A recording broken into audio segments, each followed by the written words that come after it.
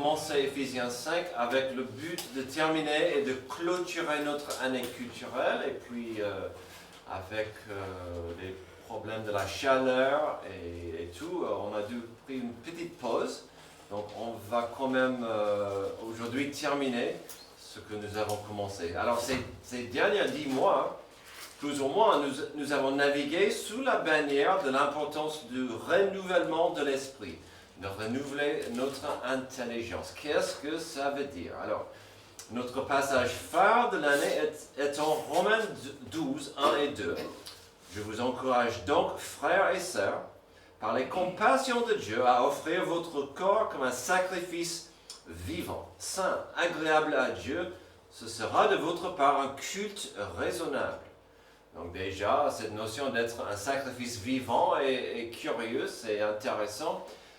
Mais il dit, verset 2, « Ne vous conformez pas au monde actuel, mais soyez transformés par le renouvellement de l'intelligence, afin de discerner quelle est la volonté de Dieu, ce qui est bon, agréable et parfait. » Donc, ce renouvellement doit être à la base, la source, ce qui nous pousse vers cette notion de comprendre la volonté de Dieu. Quelle est la volonté de Dieu? Alors, sur le chemin, on était encouragé à bien réfléchir et à filtrer ce que nous laissons entrer dans l'esprit. On a plusieurs façons de faire entrer les choses dans l'esprit. C'est les yeux, surtout les oreilles, les yeux ensemble. Souvent, c'est ce qu'on voit sur les écrans. TikTok ou je ne sais quoi, on entre et puis est-ce qu'on comprend que ça va nous former? En plus, nous avons couvert, donc on était encouragé de filtrer.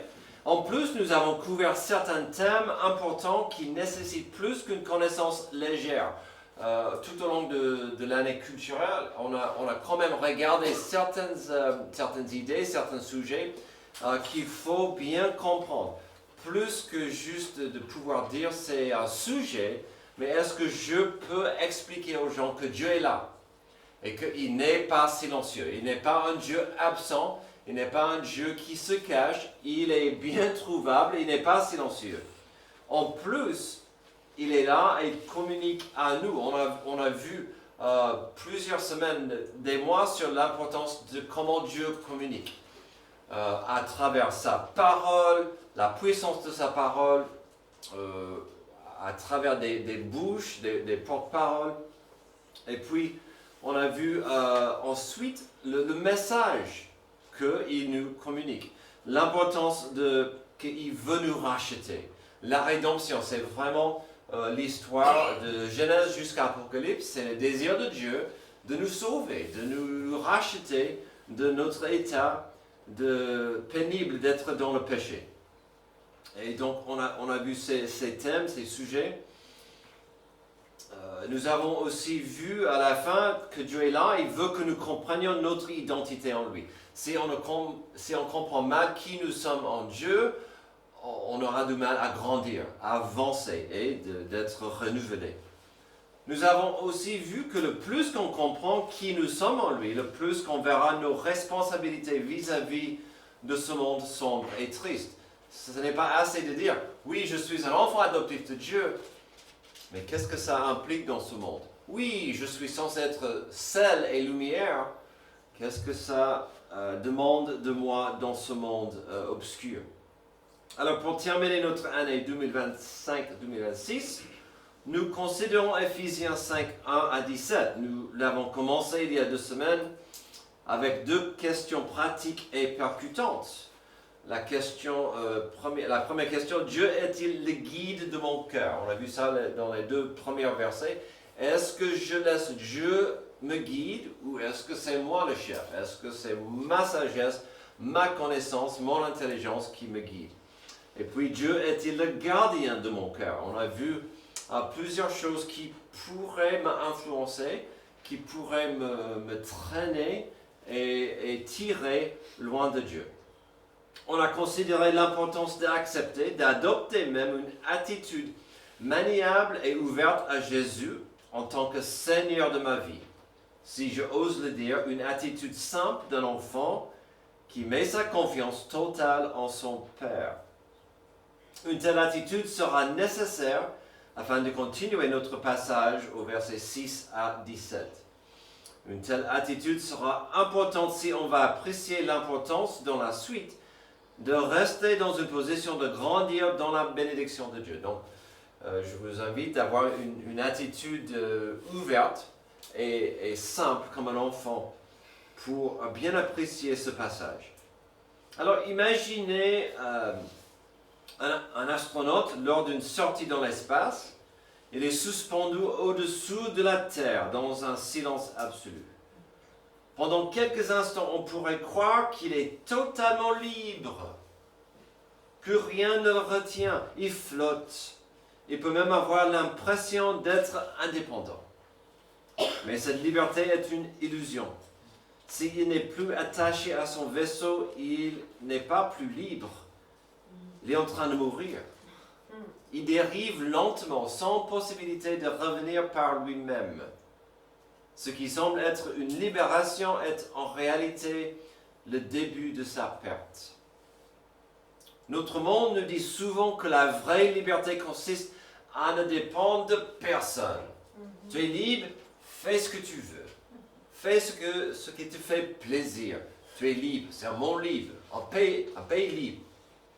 La Bible dit l'inverse. Nous avons été créés pour être attachés à Christ. Amen. Plus nous sommes branchés à lui, plus nous vivons. Plus nous nous débranchons de lui, plus nous dérivons. Dans Éphésiens 5, 6 à 17, Paul montre à des croyants, à nous, comment rester solidement attachés à Christ dans un monde qui cherche constamment à les entraîner ailleurs. On verra 3 domaines où cette connexion doit être visible et bien entretenue. Donc la question à se poser, c'est comment va ma connexion à Christ? Comment va ma connexion? Suis-je d'abord branché à Christ dans ma communication? Suis-je branché à Christ dans ma communication? Verset 6. Que personne ne vous trompe par des paroles sans fondement, car c'est pour cela que la colère de Dieu vient sur les hommes rebelles. N'ayez donc aucune part avec eux. Alors lorsque nous avons couvert le livre d'Éphésiens il y a plusieurs années de ça, on a pu identifier certaines menaces, quelques dangers qui infiltraient l'Église à l'époque. Donc Paul écrivait à l'Église, faites attention contre certaines menaces, certains gens. Alors sans revenir voir de près de quoi Paul parlait à l'époque, nous pouvons prendre son avertissement aujourd'hui au sérieux, car rien n'a changé. Amen. Rien n'a changé. 2000 ans plus tard, il y a des voix qui vont nous parler et on doit filtrer, on doit dire est-ce que c'est valable, est-ce que c'est vrai, est-ce que c'est pas vrai, est-ce que c'est demi-vrai, est-ce que... Donc, d'abord, nous pouvons prendre cette phrase, nous devons prendre cette phrase de Paul comme filtre important. Alors, quel est le problème? Que personne ne vous trompe par des paroles sans fondement. Nous pouvons prendre cette phrase comme filtre. Quel est le problème? Il y a plusieurs possibilités, mais bon, j'ai pris 3. Il y a 2-3 ennuis évidents et possibles ici. D'abord, il y a celui qui va parler sans fondement en Dieu.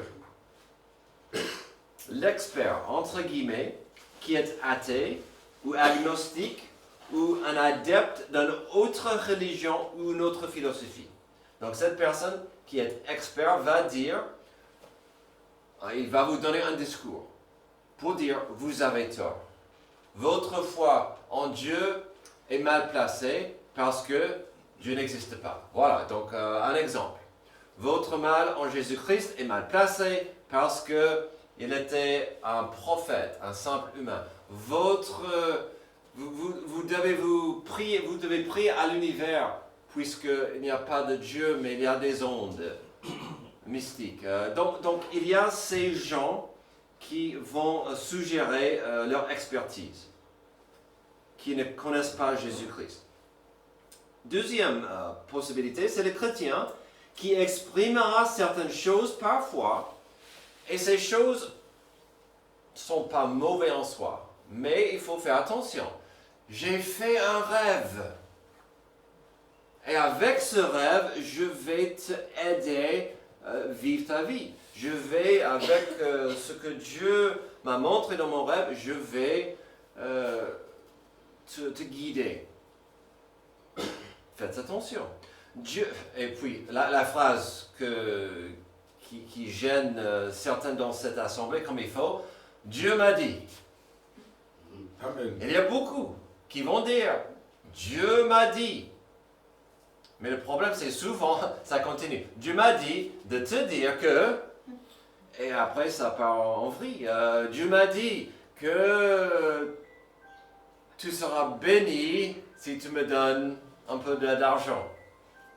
Dieu m'a dit que, et c'est pas biblique, c'est pas basé dans les pages. Et donc, faites attention à Dieu m'a dit.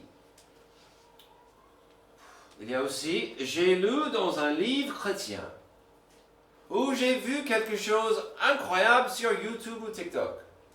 Et donc, écoute ce que j'ai appris.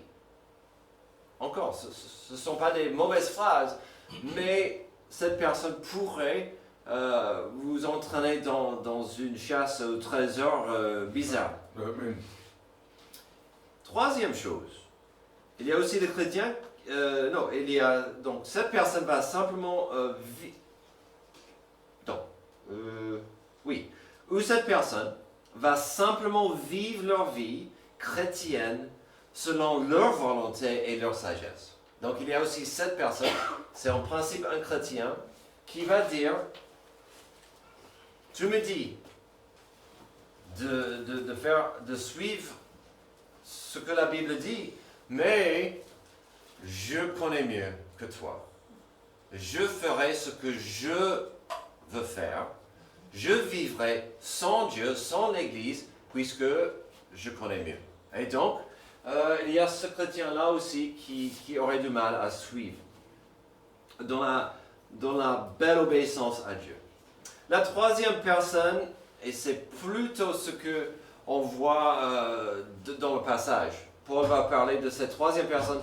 Il sera un loup dans les habits de brebis. Jésus en a parlé au Matthieu 7. Et la menace avec ces gens est dangereuse.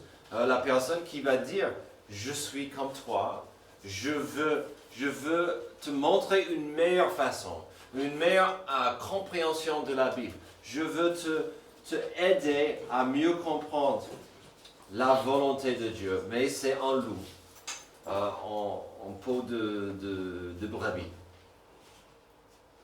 C'est pourquoi Paul dit, il faut faire attention. Lorsqu'on revient à nos deux versets, on peut vite constater, à la fin du verset 6 et dans le verset 7, le chemin à prendre. Le verset 6 et 7 sont pour moi difficiles, n'est-ce pas? Car il faut du discernement de Dieu pour savoir si on est même censé communiquer avec certains gens. Je trouve le verset 7 un peu compliqué, un peu difficile, parce qu'il dit « N'ayez donc aucune part avec certains gens. » Certaines de ces voix, vous dites « Non, j'aurai aucun part avec vous. » Et donc, ce n'est pas toujours facile. Il faut du discernement pour voir si la personne juste est mal enseignée ou si la personne est vraiment en train de vous écarter de la voix et la volonté et la parole de Dieu. Pourtant, la clé pour ce point et nos deux versets est simple. Le renouvellement de mon esprit vis-à-vis de la parole de Dieu. Est-ce que je connais la parole et est-ce que la parole me transforme? S'il y a une question, on ne connaît pas la réponse, va aux pages, va à la parole, cherchez dans le contexte ce qui dit la parole de Dieu ou allez chercher quelqu'un, moi-même ou quelqu'un d'autre dans l'église pour dire « Aidez-moi ». Mais souvent, on va dériver lentement, sans possibilité de revenir par lui-même. Ce qui semble être une... non, j'ai sauté une page. Oh là là. Oui, la clé, c'est est-ce que je connais la parole? Connaître la parole et étudier la parole dans son contexte. Suis-je branché à Christ dans ma communication? Alors, n'oubliez pas que la communication est une route à deux voies. Vous allez me dire, oui, mais pasteur, là, ça parle de ce qu'on entend. Mais toi, tu parles de la communication. Si dans notre passage, on est averti contre une communication mauvaise qu'on entend, n'oublions pas le contexte global. On a vu l'importance de la communication que nous exprimons la dernière fois au verset 4. Dans le contexte, tout ça va ensemble. Verset 4, quand on n'entend pas de paroles grossières, de propos stupides ou équivoques, c'est inconvénient, mais plutôt des paroles de reconnaissance. Donc j'aime bien ici que Paul, il dit globalement, oui, faites attention à ce que vous dites, ce que vous exprimez, mais aussi faites attention à ce que vous permettez à entrer dans vos oreilles, dans votre esprit. L'idée étant de vérifier que Dieu soit le gardien de mon cœur. Ou dans le verset 4, le gardien de ma bouche. Que Dieu soit le gardien de ma bouche. C'est vrai, hein? Mais ici au verset 6 et 7, nous voyons la vérité claire de rester branché à Jésus au niveau de ma communication. Donc ça touche ma bouche, mais aussi mes oreilles. La question s'impose. Comment va ma connexion à Christ? Suis-je branché à Christ dans ma communication? Ensuite, suis-je branché à Christ dans mon illumination? Versets 6 et 8. Car si autrefois vous étiez ténèbres, maintenant vous êtes lumière dans le Seigneur, conduisez-vous comme des enfants de lumière. Amen. Si vous étiez là, ces dernières semaines, nous avons constaté qu'une meilleure compréhension de notre identité en Christ impliquera aussi des responsabilités. Qui nous sommes devrait se voir dans notre vie, dans nos témoignages, dans notre conduite. C'est le mot qu'il utilise ici. Cela continue ici. On voit un thème classique de lumière contre l'obscurité. C'est un thème qu'on voit souvent dans le Nouveau Testament. Et pourquoi pas? Vous étiez ténèbres. Vous n'êtes plus dans l'obscurité. Vous n'êtes plus ténèbres. Aujourd'hui, vous êtes lumière. Cela, c'est une proclamation vraie et puissante. Mais la suite est importante. Puisque vous êtes lumière en Christ, agissez comme tel. Puisque vous êtes lumière, vous n'êtes plus ténèbres, conduisez-vous en tant que lumière. C'est pourquoi ensuite, il va parler du coup d'une preuve classique, même tangible, d'une vie branchée avec Dieu. Le fruit de l'esprit. Alors, à ce stade, quand Paul a écrit cette lettre, dans son ministère de Paul, il avait déjà écrit son épître de Galates. Donc, les gens devraient connaître déjà les fruits de l'esprit. Au lieu de lister chaque fruit, comme il a fait en Galates 5, ici, il faut un petit résumé global. Mais toujours lié à cette notion que nous sommes lumière en Christ. Verset 9. Puisque vous êtes enfants adoptifs de Dieu, puisque vous êtes lumière, que dit le verset 9? Le fruit de l'esprit consiste en effet dans toute forme de bonté, justice et de vérité. Dans un monde dominé par la notion que Dieu n'existe pas, pourquoi on aurait besoin de bonté et de justice et de vérité si Dieu n'existe pas? N'avons-nous pas besoin d'un monde qui pratique plus de bonté, plus de justice et plus de vérité? Mais pas dans n'importe quelle façon, car tout le monde peut pratiquer la bonté, tout le monde peut pratiquer la justice, tout le monde peut pratiquer la vérité. Il dit, ce sont des fruits de l'esprit. Ces choses devraient être claires dans vos vies à travers votre vie spirituelle. Ces actions, ces valeurs sont censées être du fruit. Il serait difficile de porter du fruit si vous êtes mal branché à Dieu. Il serait difficile de porter du fruit si vous êtes mal branché à Dieu. Si vous n'êtes pas d'accord avec cette phrase, je vous invite à lire Jean chapitre 15. Car Jésus en était clair. Le but de notre vie, c'est de porter du fruit pour Dieu. Chose difficile si on n'est pas bien branché. Dans un monde dominé par la notion que Dieu n'existe pas, qui par contre revêt la responsabilité de pratiquer la bonté, la justice et la vérité. Ça serait sympa de voir ces valeurs qui sortent de l'Élysée. Mais je ne m'attends pas beaucoup au président de bien montrer au monde la bonté, la justice, la vérité. Il pourrait, mais c'est une responsabilité qui revient à nous. Nous sommes censés vivre ces choses grâce au Saint-Esprit. Quelle responsabilité! Paul continue, et nous verrons des parallèles à notre passage phare de l'année, en Romains 12, 2. Ne vous conformez pas au monde actuel, mais soyez transformés par le renouvellement de l'intelligence afin de discerner quelle est la volonté de Dieu, ce qui est bon, agréable et parfait. Que dit-il ici au verset 10? La même chose. Discerner ce qui est agréable au Seigneur. Et ne participez pas aux œuvres stériles des ténèbres, mais démasquez-les plutôt. En effet, ce que ces hommes font en secret, il est même honteux d'en parler. Mais tout ce qui est démasqué par la lumière apparaît clairement, car tout ce qui apparaît ainsi est lumière. C'est pourquoi il est dit, réveille-toi, toi qui dors, relève-toi d'entre les morts et Christ t'éclairera. Amen. Ouh.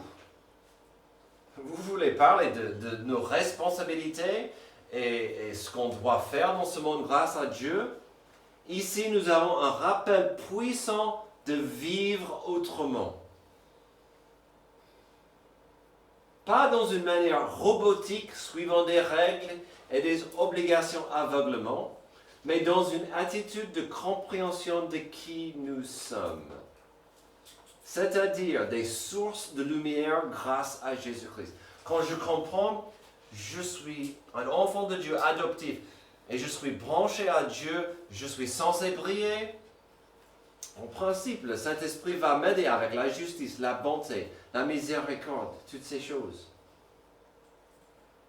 Mais ne ratez pas l'importance d'un petit mot au verset 10. Ce mot m'a presque choqué. La stérilité au verset 10.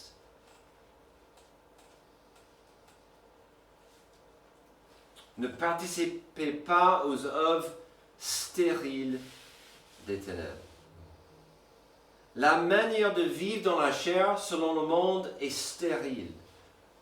Alors, normalement, la stérilité est bon si vous allez voir le chirurgien.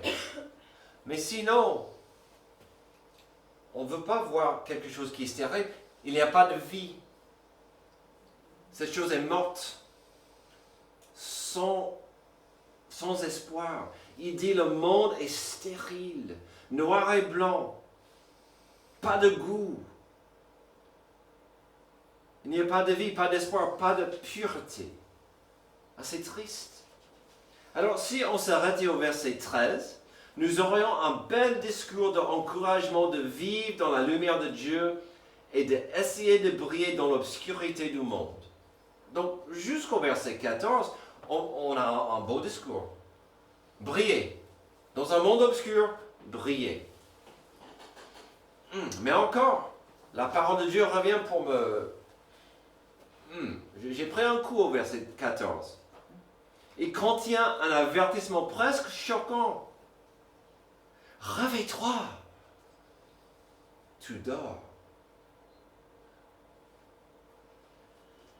L'implication ici est claire. Le danger est évident. L'enfant adoptif de Dieu, qui n'est pas bien branché à Christ, pourrait commencer à perdre sa lueur. Mais pire que ça, cette personne pourrait commencer à dormir au lieu de combattre. On est censé briller, on est censé être des soldats pour notre Sauveur, notre Seigneur. Et il dit, hé, réveille-toi, tu dors. Quel soldat va dormir?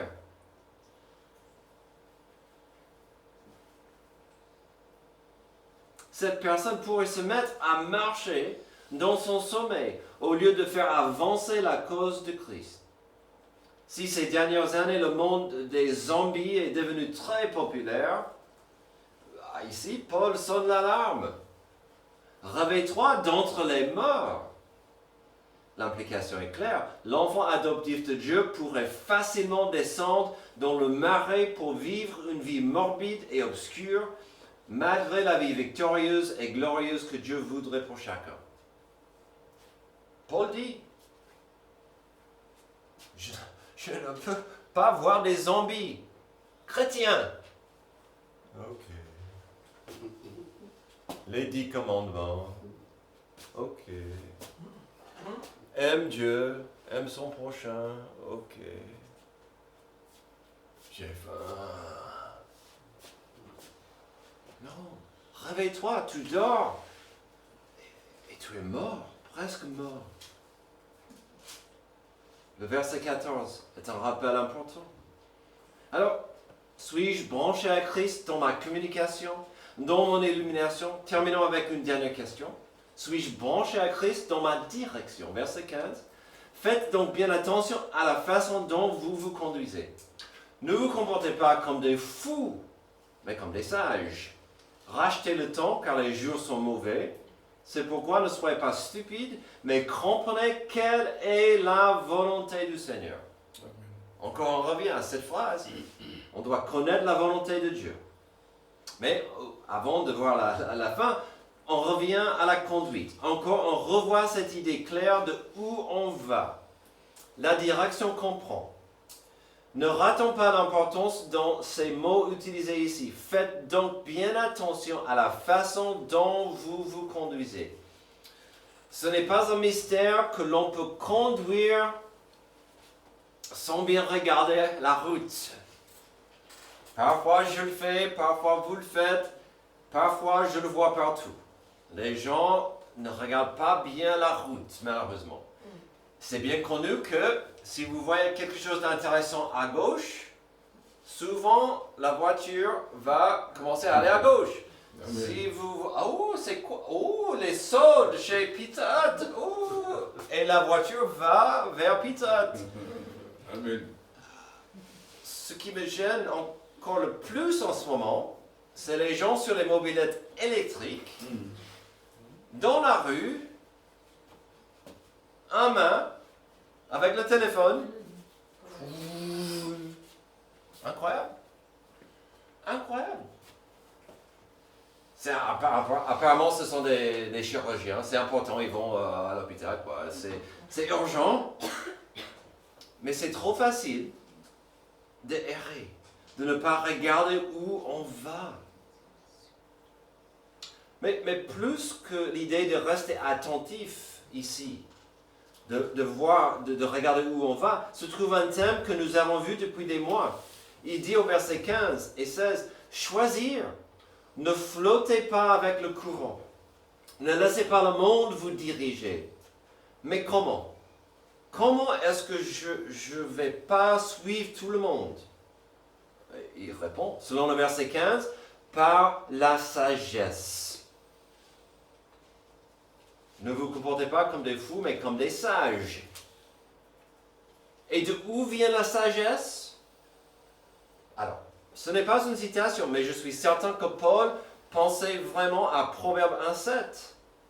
Un respect, la sagesse vient d'un respect profond de Dieu, selon Proverbe 1,7. La connaissance commence par la crainte de l'Éternel. Il faut être fou pour mépriser la sagesse et l'instruction. Vous voulez plus de sagesse? Développez votre relation de respect et d'amour avec Dieu. Et si vous n'avez pas envie de faire ça, vous risquez d'avoir une vie de folie. Le verset 15 est un exemple magnifique de Proverbe 7. Puis, quand on arrive au verset 16, on doit avouer qu'il est souvent cité. Et pourquoi pas? Rachetez le temps car les jours sont mauvais. Les jours sont mauvais et cités en deux endroits différents dans l'Ancien Testament. Amos 5 et Michée 2. Déjà, ça nous rappelle qu'il n'y a rien de nouveau sous le soleil. On peut dire que, ah oui, c'est vrai, Paul disait bien, les jours sont méchants. C'était une citation. Mais en plus, ça nous exhorte de ne pas être des zombies, de ne pas vivre dans un état somnolent. Alors, quelle est la solution selon ce passage? De racheter le temps. Le sens dans le grec du mot racheter donne l'idée de acheter, de saisir. Il contient la notion d'urgence. Si je peux oser, comme si vous allez au solde et il y a le dernier ventilateur. Alors, rachetez vite. Ne gâchez pas cette opportunité de saisir ce ventilateur avant qu'il soit trop tard. Rachetez ce temps.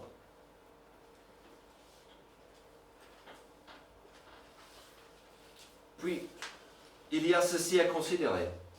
Qu'avons-nous dans ce monde qui est plus précieux que le temps? Mon téléphone vaut quelques euros. J'ai dans mon portefeuille quelques euros, pas beaucoup. Une carte bancaire qui devient de plus en plus légère. Mais j'ai quelque chose de valable, précieux quand même. Et à 52 ans, j'ai un peu de moins en moins de temps. Le temps. Est-ce qu'on comprend l'importance du temps? Je sais qu'il n'y a rien que l'on peut amener avec soi dans l'éternité. Des choses que nous considérons importantes ou précieuses ne valent pas grand-chose face à l'éternité. Mais le temps, peut-être la meilleure façon de voir cette idée serait de voir ce que Jésus en a dit. Jean 9. Il faut que je fasse, tant qu'il fait jour, les œuvres de celui qui m'a envoyé. La nuit vient où personne ne peut travailler. Pendant que je suis dans le monde, je suis la lumière du monde. J'aime bien cette idée. Lumière, obscurité, et puis racheter le temps. Terminons avec notre tout dernier verset de notre passage. C'est pourquoi ne soyez pas stupides, mais comprenez quelle est la volonté du Seigneur. Vous pouvez remplacer le mot stupide avec insensé ou égoïste. Et donc ça va de soi que Paul revient un peu sur la sagesse et son rival, l'insensé. Ce n'est pas l'ignorance, c'est quelqu'un qui sait mieux que Dieu. Paul n'est pas en train de dire ces gens sont ignorants. Il dit qu'ils sont égoïstes parce qu'ils savent mieux. Je sais, mais je ferai ce que je veux.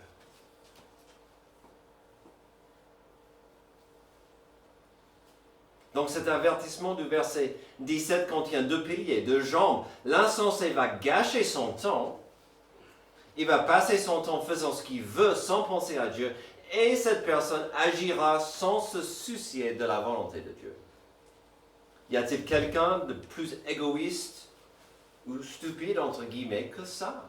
Quelqu'un qui dit, il est probable ou possible que Dieu existe. Je ferai ce que je veux. Puis on revient encore à cette idée importante de comprendre quelle est la volonté de Dieu dans ma vie. Il y a encore un écho de Romains 12, 2. Ne vous conformez pas au monde actuel, mais soyez transformés par le renouvellement de l'intelligence afin de discerner quelle est la volonté de Dieu, ce qui est bon, agréable et parfait.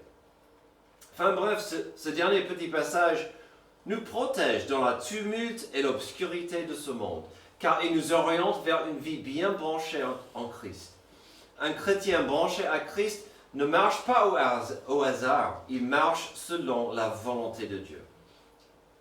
Il y a 2 semaines, on a commencé ce passage en Éphésiens 5. C'était une belle façon de clôturer notre thème de l'année, notre regard sur l'importance d'être disponible à Dieu, d'être des sacrifices vivants, disponibles et dignes de son nom. Mais ce passage nous a montré quand même l'importance d'être ouvert, humble et prêt à suivre. Nous avons considéré et vu ce qui est possible, comme la croissance spirituelle, la victoire dans ce monde pourri. Puis il y a des questions importantes ici à poser. On a vu certaines vérités à ne pas prendre légèrement. Des questions comme, vais-je inviter Dieu de régner sur le trône de ma vie, en tant que guide, en tant que gardien? Serais-je prêt à rester bien attaché à Jésus dans des domaines de ma vie, comme la communication, l'illumination, illumination et ma direction. Terminons avec un des versets les plus connus et les plus cités dans toute la Bible. Jésus qui a dit, « Je suis le chemin, la vérité et la vie. » Ces choses vont ensemble, mais elles ne sont pas la même chose. C'est une proclamation vraie et importante, certes, mais au lieu de le lire et dire « Oui, c'est sympa », je vous invite à voir ces mots comme une invitation personnelle de Jésus.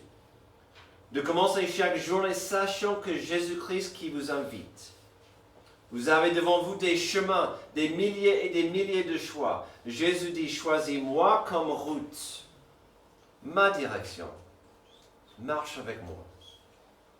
Chaque jour, vous aurez 1001 voix qui vont chuchoter, murmurer, crier dans vos oreilles afin de saisir votre attention. Jésus-Christ va dire doucement, je suis la vérité. Mon illumination viendra de Jésus-Christ. Chaque jour, vous aurez l'opportunité de poser 1001 questions sur le sens de la vie ou la valeur de la vôtre. Avec ses bras ouverts, Jésus va dire à chaque fois, laisse-moi te guider. Je suis la vie dont tu as besoin. À la fin de la journée, il faut toujours comprendre et apprécier pourquoi nous existons, afin d'être dans une relation de paix et d'amour avec notre Créateur. Est-ce que tel est le cas? Le plaisir, le pognon, le pouvoir, peuvent-ils combler quelqu'un? Y a-t-il une personne qui peut nous sauver ou remplir? Quel Dieu ou prophète peut fournir la solution aux maux de cette existence? Je vous encourage à venir chaque jour à celui qui nous invite chaque jour, qui a dit, venez à moi, vous tous qui êtes fatigués et chargés, je vous donnerai du repos. Prions. Merci Dieu pour ce passage qui nous aide à comprendre que nous existons afin d'être dans une relation profonde et intime avec toi. Ce n'est pas toujours facile et parfois on peut errer, on peut aller trop loin de toi, chez toi, mais aide-nous à comprendre l'importance de chercher ton amitié, ton amour et ta puissance.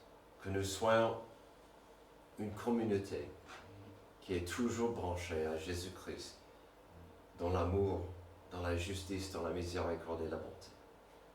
C'est dans le nom de Jésus que je prie. Amen. Je vous invite à vous lever. On va chanter un dernier chant de réflexion et d'appel. C'est le moment de vérifier l'état de votre âme.